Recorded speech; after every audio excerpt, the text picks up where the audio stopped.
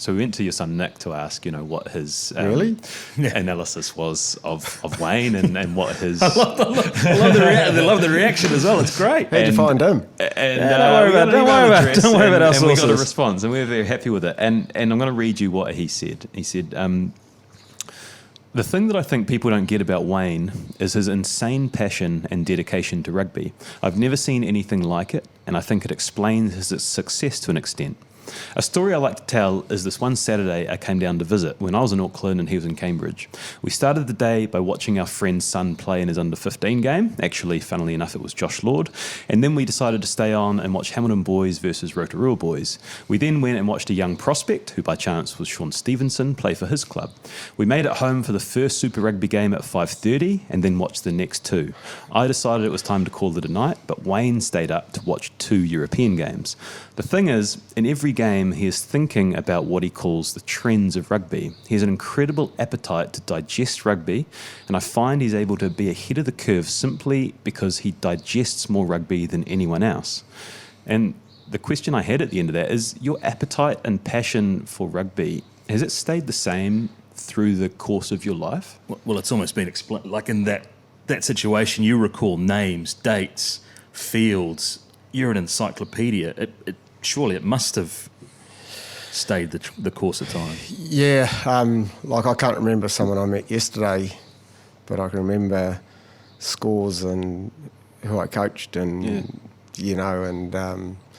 events from rugby. And I grew up with that passion. As I said, Pataru was, I played all my junior rugby there. My senior rugby started there as a passionate rugby crowd. Pataru was a powerhouse. Pataru First 15, high school First 15 they were a powerhouse. We were, I think Matamata were rated 1 in the country, and George Simpkin was coaching them in 74. And we drew with them for the Moaska and the Tricolour. We had to play at Morrinsville at Campbell Park because the crowds were too big.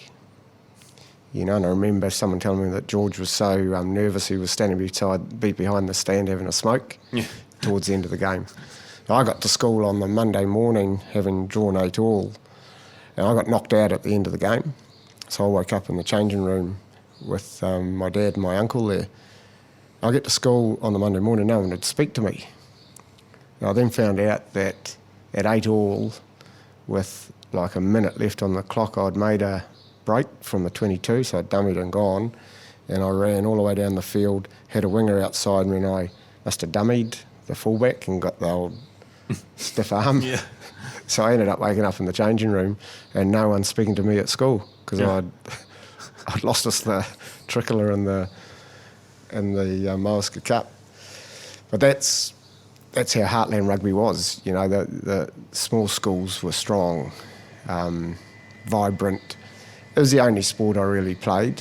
I did athletics and I played tennis and I loved all that, and I played golf. But really the sport that mattered to me was rugby, and I was driven to, as I say, to go as far as I could, and knew I didn't have to be great to do it. I knew I could play a role in great teams. I've got on reasonable authority you turned out for Kashmir Tech every now and again in senior football though. I did. I worked with a guy, Terry Sullivan, who played for them, and so towards the end of my career I'd play for Belfast, and if it was a 12 o'clock game I would sneak in a game of football for Kashmir. Where'd you play? Anywhere near the ball. I didn't know any of the positions. I just wanted to be near the ball and have a crack at it. Yeah, bit of pace. You would have been an attacker. Imagine that, just turning out and being like, hang on a minute. Wasn't he in the Ranfurly Shield team in like 82, 83? Geez, you guys have done some research. Yeah, a point of difference. But back to what Nick was saying. So it's like, he talks about how much, I'm not sure how long ago the story was. The Josh Lord under 15s, it's pretty... It was a while ago. But in the last podcast that you did, it kind of went viral because you commented that you switched off a Super Rugby game at halftime to watch some sort of animal documentary. And so be careful what you say now. But was that a one-off? Like, are you still frustrated by the game? Like... Is it? Do you still love it the same way that you did then? It's coming up to Shark Week actually, which is always a very, very big week in the animal kingdom. Yeah, I love the game. that was one game out of probably 100 that I switched off. It was frustrating to me. But I think a lot of the world's getting frustrated. You know, you talk to people who watched the NRL final the other night, one of the great sports events of the year, wasn't it? Like, phenomenal. And it's just got a bit more flow. I think what's made us as a country really ahead of the ball for 120 years is we've always been able to reinvent ourselves quicker than anyone else. Anytime there's been a law change, we've been able to adapt to it quickly and then dominate the world. You think back to Dave Gallagher, on the boat going over in 1905. He read the law book and saw that there was a loophole there, that you could have a player play in the backs or in the forwards, and they could change when they wanted to do that. And so he became a wing forward, and they just obliterated every team in Europe, having reinvented themselves. But eventually they got scouted by Wales, who decided they'd play this tactic back at the All Blacks, the originals, and beat the All Blacks in that last game. And so since then, I think we've been really good at looking into the future and making changes before they happen. I think that's really important, and we need to continue to do that because that's in our DNA. If you're sailing in the America's Cup, you're looking at the horizon, trying to pick up the wind changes, and then you're trying to have a strategy before you hit that wind. I think we've got to do the same.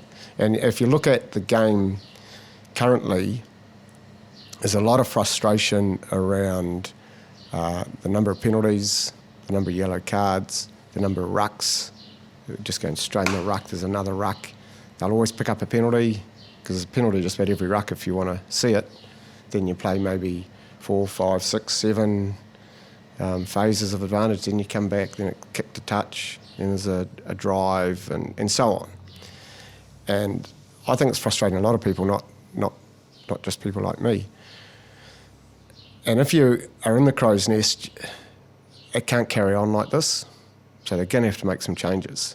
And as an example, I think one of the changes might be that they'll lower the tackle height again. Maybe they lower it to, belly button height. So the intended consequence of that would be to stop injury or dangerous injury. So it will stop head clashes. It'll need some good coaching movement to teach good technique for the tackler, chin up, eyes open, head to the side, strong grip, drive through, all those sorts of things. But it'll make the game safer. But the unintended consequence will be the ability to offload. And so we're going to have to work on support players understanding probably the offload's going to come now. That'll lead to less rucks, which will lead to less penalties and less injuries. And the games will become either exhilaratingly good, as the All Blacks were against Italy, or exhilaratingly bad like Italy were against the All Blacks. Mm-hmm. But it'll be exhilarating just the same. And so I think that's only one example, but I think the game will evolve again, and we've got to be at the forefront of it. And I'd like to see a coaching movement now that teaches the skills to be able to play that sort of game when it's legislated. That's really interesting comment about New Zealand always being at the forefront of sort of innovation and collaboration, because I feel like you have been at the heart of that across the last, 20, 30 years, whatever it's been. And it leads nicely into Nick's second point. He said, one of Wayne's greatest qualities is that he is never afraid to share ideas and is not intimidated by rivals. He doesn't feel like he has to protect his ideas from them. He learns a lot from sharing ideas and having robust discussions. I really like this, as I think it is a much more positive way to approach your craft. I'm an academic and I adopt a similar attitude when it comes to my ideas. Typically, academia can be like coaching in that people are scared to share insights out of fear they might be stolen. Sure, on occasion I've had ideas stolen, but in the long run, my ideas have improved through the interaction. And from hearing other interviews, I'm wondering, does that go back to what you learned from Graham Henry in the Blues in '97, where you were kind of surprised at how open he was and that sort of influenced your coaching? Yeah, I've always been curious, about other sports, other successful people, books. I love Stephen Covey's book on the 7 Habits. I love John Wooden, who got coach of the millennium in the States. Actually, I got a chance to have a cup of tea with John Wooden in 2007. And I was really intrigued by his statements that it's not how you run, it's not winning the race that counts, it's how you run it. And so I was round at his place, felt really privileged having a chat to him, handed him, actually there was a few of us from New Zealand Rugby, we took a framed All Black jersey, and I was about to explain the All Blacks to him, and he said, I know who the All Blacks are, Wayne. I worked for New Zealand government in 1957 really? Or 59 or something, teaching basketball around the schools. But he couldn't find, his walls were just full of photos and gifts from people. And so he couldn't find anywhere to put it, so he stuck it down on the ground. It was right underneath Mother Teresa's signed photograph. I thought, that's beautiful. And I asked him about this, it's not about winning the race, it's how you run it. So I asked him what he, and won 10 championship finals with UCLA. And I asked him, at that last time out, what did you say to the team? And I expected, he'd have a whiteboard and, you see those movies and they put X's and O's and they're going, you're going to fake there and you're going to fake a pass and you're going to give it to him and you're going to score. And he said to me, I said exactly the same thing in each of those 10 finals in that last time out. So I asked, what was it? He said, when the final whistle goes, don't make fools of yourselves. Yeah. How good's that? Yeah. And so those are the sorts of people that influenced me the most. And then Graham Henry, 97, my first year with Crusaders, big conference at HQ in Wellington. Graham Henry's is the keynote speaker because he's won the Super Rugby title in '96. So I'm sitting there next to Frank Oliver and Ted's telling us all about how the Blues played, every detail. Scrum here that we get slightly that right side up, 8 metre pass or 8 passes, 8 metres to number 9, he's flat, we do this. And I'm writing everything down, and so's Frank Oliver thinking, this is marvellous. And then they win again in '97, and so he gives another chat for the next year, and I realised that what he was doing, he'd shared ideas to where they played in '96, but he was going to that point, and we were all going to that point. Mm-hmm. And so it was a concept of share what you've already done, and it forces you to develop your own game and to keep learning and keep getting better and having new ideas coming in. And do you adopt that same method? Do you share up to where you don't share the latest things you're working on, just to kind of where you... Yeah, I'm always conscious of that. After '98, when we won with Crusaders, I had to give the speech for the '99 season, and I looked down the crowd and there was Frank Oliver writing all my notes down. I tend to use that concept. I'm happy to share. Depends who you're sharing with. Like when you're in the All Blacks and you're travelling around the Super Rugby franchises, you share everything because they're at the cutting edge of the game. The Super Rugby coaches, it's early in the year. All Blacks, we've still got our season coming up, so you want to learn from them, and the best way to learn is to share. Get all the ideas back, and then you create an Amway pyramid selling coaching movement where You know, you're talking to the super coaches, you try and get them to work with the NPC coaches, then you want the NPC coaches to work with the club coaches, you know, and that's a coaching movement. And I think we've got to be really aware that that's a big advantage for us in this country, and we've got to keep it going. Was that part of the rationale behind like books like Legacy coming out, which could sort of opened the world to the All Blacks environment, and the Netflix doco, the All or Nothing with the All Blacks as well, as kind of that shining a light on what you might not necessarily see, but you guys were already working towards kind of the next level of things? Normally, yeah, I'd say with Legacy, none of us really knew that book was coming out. So it was a guy Kerr, wasn't it? James Kerr, yeah. Yeah, James. So he had been here with one of the top photographers in the world over the full season, writing the narrative for a book called Mana. And following the season, I was getting a few calls from James, and I think Gilbert was the same, and maybe Ted, getting a few calls to talk about this, talk about that, and I just assumed it was going to Mana.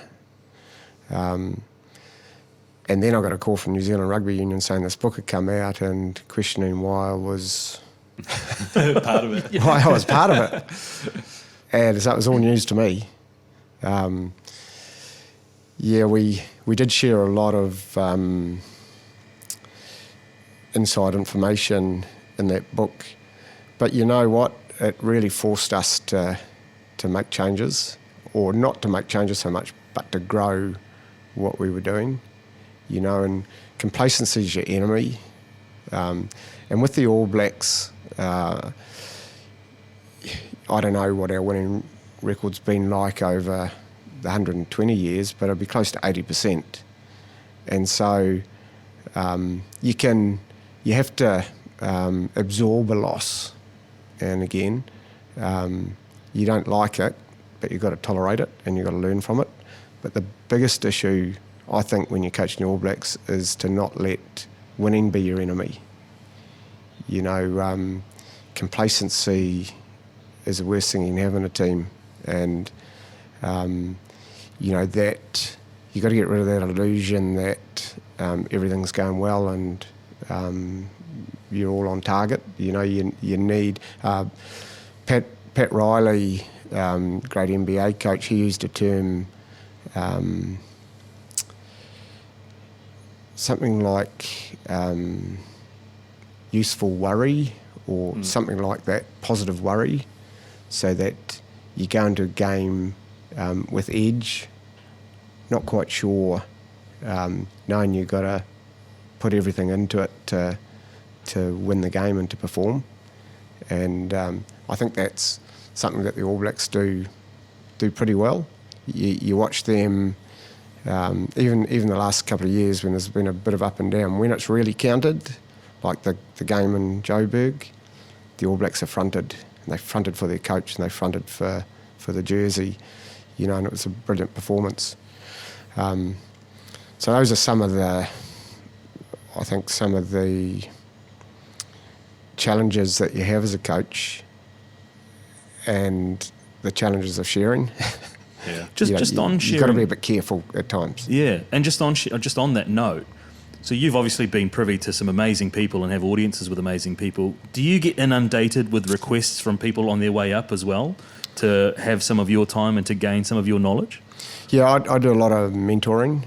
I do quite a few of these things as well, and I'm happy to share it. Like, most of the stuff I share now is in the past.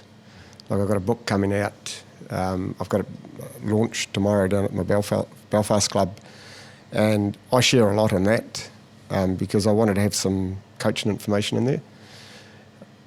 But it's retrospective.